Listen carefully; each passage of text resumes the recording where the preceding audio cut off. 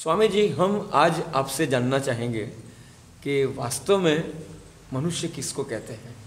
वेद आदि शास्त्रों के आधार पर, ऋषि मुनियों के ग्रंथों के आधार पर मनुष्य किसको कहा जाए। ठीक बात है। तो देखिए, केवल ये दो हाथ होना, दो पैर होना, ये आँख कान नाक आदि होना, यानी मनुष्य की आकृति होना, इतना ही होना ये मनुष्यपन नहीं है। इतने को ही हम मनुष्य नहीं कहेंगे शास्त्र के दृष्टिकोण से। तो मनुष्य किसे कहेंगे? तो आता है जो विचार के बिना किसी काम को न करे उसका नाम मनुष्य है। ये कहते हैं स्वामी दयानंद कि जो विचार के बिना किसी काम को न करे, अर्थात कोई भी काम नहीं करे। ये परिभाषा ये कहाँ आई है? ये परिभाषा आई है आर्य उद्देश्य रत्नमाला में। स्वामी दयानंद लिखते हैं, इसमें रत्न नंबर 39 है।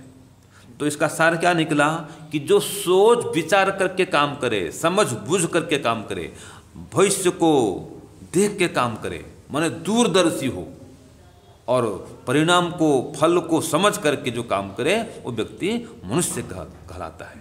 जिससे कि उसको हानि न उठाना पड़े, उसको लाभ मिले, उसको व्यक्ति को मनुष्य कहते हैं। मत्वा कर्माणि सिद्ध्यति इति मनुष्य, अर्थात जो मनन करके काम करे वो मनुष्य कहलाता है। और जो मनु का पुत्र है वो भी मनुष्य कहलाता है। तो मनु के ऋषि थे, मनु की संतान, एक गीत भी है ना। तो हम जो मनु की संतान हैं, हम मनुष्य हैं। लेकिन कब?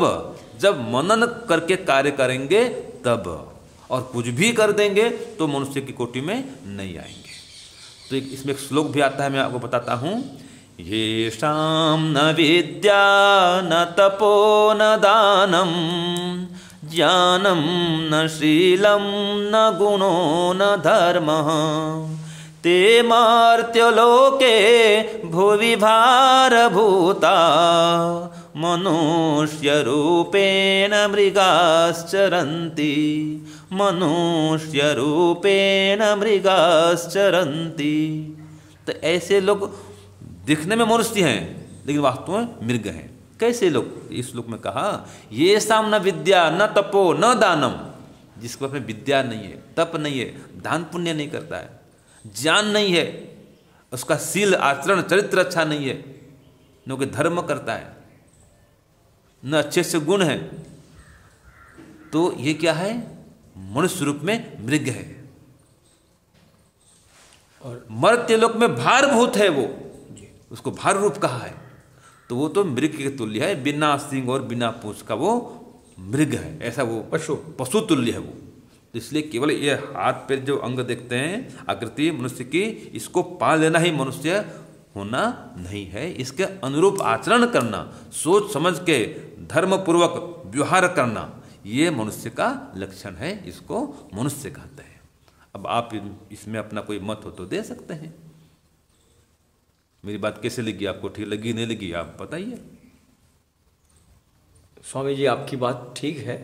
और जैसे आपने आर्योद्देश्य रत्नमाला का उद्धरण दिया, वैसे ही सत्यार प्रकाश में अंत में स्वमंतव्य अमंतव्य में मनुष्य की परिभाषा बड़ी लंबी विस्तृत दी गई है। भाव रूप में ये है कि मनुष्य उसी को कहना कि जो अपने आत्मा के तुल्य अन्यों के सुख दुख को पहचानने वाला हो। सही बात। और जैसे अपने को सुख प्रिय है और वो प्रयास भी करता है, वैसे ही दूसरों के सुख को समझे और उसके लिए भी प्रयासशील हो। और उस धर्म को जो है निभाने के लिए, और जो गुणवान है और ऐसे धार्मिक है, उसकी रक्षा में हमेशा तत्पर। हाँ जी। और अधार्मिक को जो है वो उसको नष्ट करने में तत्पर। और उस काम में कितना भी दारुण दुख आवे, चाहे जान भी चली जाए, मृत्यु भी क्यों ना आ जाए, इस मनुष्य रूप धर्म को जो नहीं छोड़ता है उसको मनुष्य वहाँ कहा गया है। तो बड़े ही मार्मिक वो व्याख्या है, उसको वहाँ पर पढ़ना चाहिए। मंतव्य में सत्यार प्रकाश में। तो बहुत अच्छी बात है।